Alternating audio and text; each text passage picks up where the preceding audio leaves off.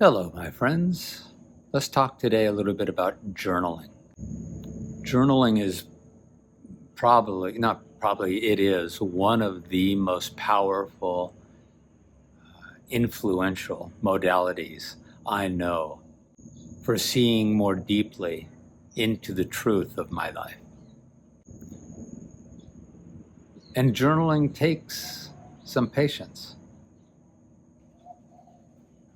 some trust, and some commitment to allowing yourself to be a little uncomfortable and uncertain, because we don't always know exactly what to write down as soon as we sit. But I wanted to make this video today because an analogy came that felt pretty spot on regarding journaling. And the analogy is, we all know the experience of moving from a bright outdoor light into a dark room and not being able to see anything initially, and needing to let our eyes adjust so that we could start to see what's there, but we couldn't see it initially because our eyes were accustomed to the bright light. Or we can switch it, and the analogy being in a dark room and being well adjusted to that and being able to see everything, at least that you can with maybe a limited amount of light in the dark room. And then moving out into the bright light really quickly. And initially we can't see anything. It's all a blur. It's all just too much. When we stop and give ourselves time to bring pen to paper and start to look and feel into the pertinent and important questions of our lives, initially we may not have clarity. We're not going to immediately tap into the deepest feelings or the more influential truths. So we give ourselves the time. What starts to happen is we begin to receive insights, clarity, information, intuition, wisdom that is there waiting for us.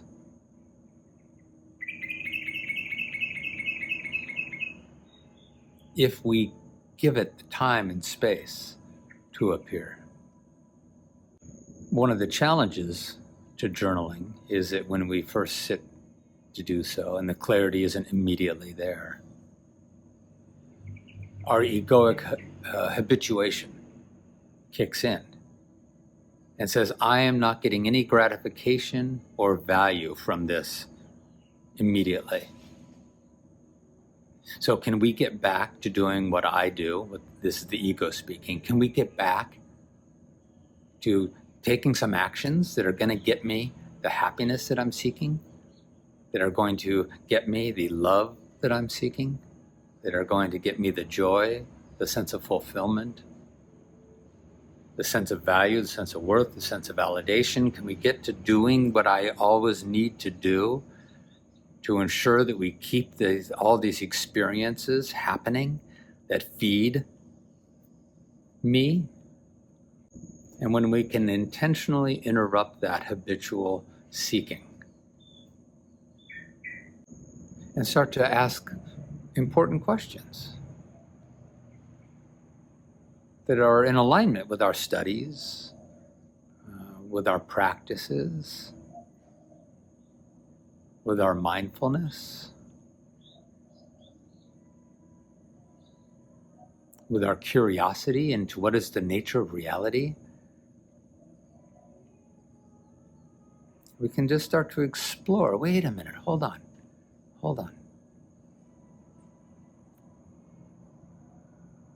What am I doing here? What's this day about? What am I pursuing? Why am I pursuing it? What's important to me? What's important to my heart? What am I afraid of? What am I thrilled by? Are there any conflicts currently in my life that are bringing up fear or anger? And what is the source of that fear or anger, the original source, the conditioned source? We start to recognize that underneath most all anger, there's a fear. And mostly that fear is on behalf of the seemingly separate personal self, the construct of self that was layered and laid down through childhood. So what's the real fear? What's the wound?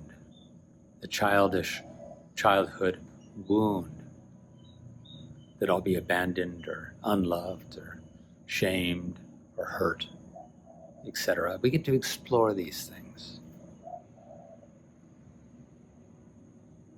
And at first they don't reveal themselves until we just start speaking into the dark. Asking, what's happening? What's going on? Who am I? What do I want more of? Not externally, but what do I want to know more of regarding this human spiritual journey? How can I know myself more honestly, deeply, thoroughly, truthfully, wholly? What is the nature of this human spiritual journey? What edge am I exploring of my growth, of my evolution, of my understanding of self?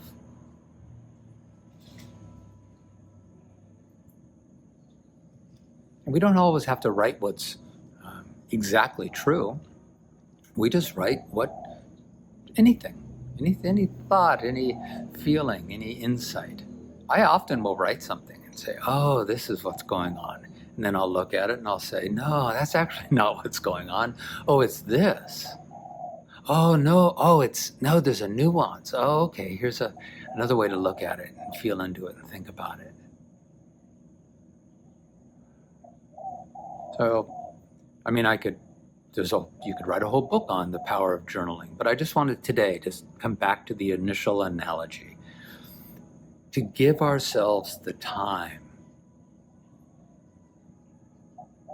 to allow ourselves to adjust to a different dialogue, a different conversation, rather than our habitual conversation and narrative of life, which is the ego body saying, how am I going to get everything that I need today?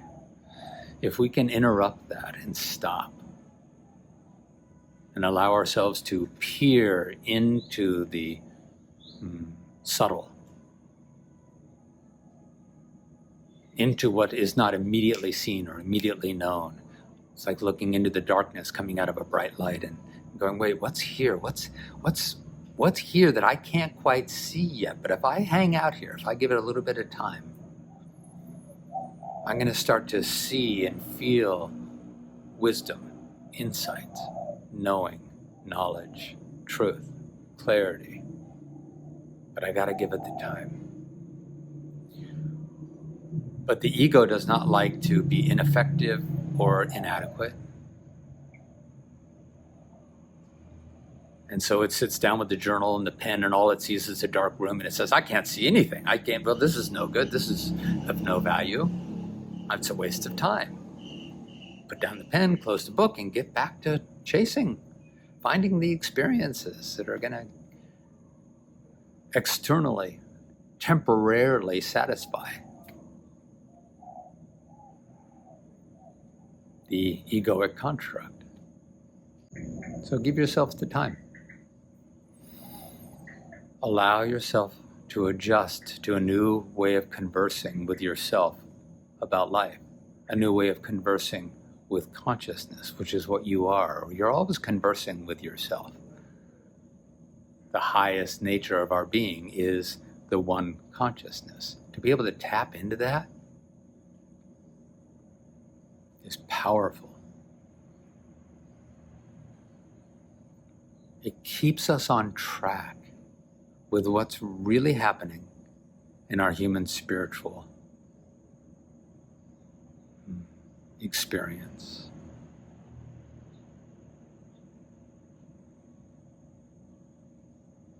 It allows us to temporarily interrupt the habitual doing of the personal construct, the personal self, and to realign, reorient, reacquaint ourselves with our full dimensionality of being, and to listen to the heart, to listen into the stillness for the nuance of wisdom that is there, waiting, always. And know that you don't have to, there's no rules around getting it right. Some days I'll write pages as I'm journaling. And I'll write things, and after I write them, I go, well, that's not true. That's not actually it. Now, let me write another sentence. What is really going on? Oh, it's actually this. Oh, well then, that leads me to a deeper insight. It's like any good conversation. It just unfolds, keeps unfolding. But other days, I will literally write the date. If I look back in my journal, there will be times where it'll just say February 23rd. And that's it. That's the journal entry for the day. There's no writing came. Maybe I dropped into a meditation. Maybe it was more beneficial that day to stop and just be and not think or think about or explore anything, but just to be. Maybe that was that day.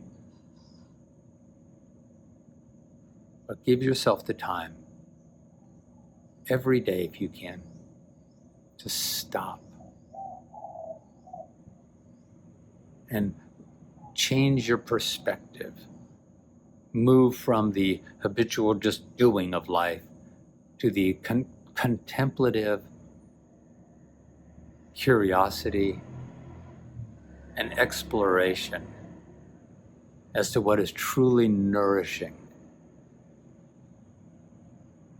to your soul. What is the nature of your own being? How does love move through you?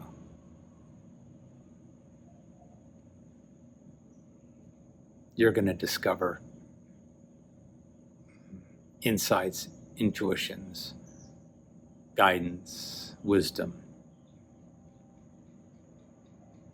that you simply would not find if you just stay in the one environment of, let's say you're in the environment of the darkness. To allow yourself to move out into the light, to move into another environment and give yourself time to adjust. Or to flip the analogy, to move out of the light into the where you typically can't see, into the self, the beyond the personal self, that you typically can't see that or feel that or know that simply because you don't give it time. And let yourself adjust. See what comes. All right, blessings, my friends. Be well.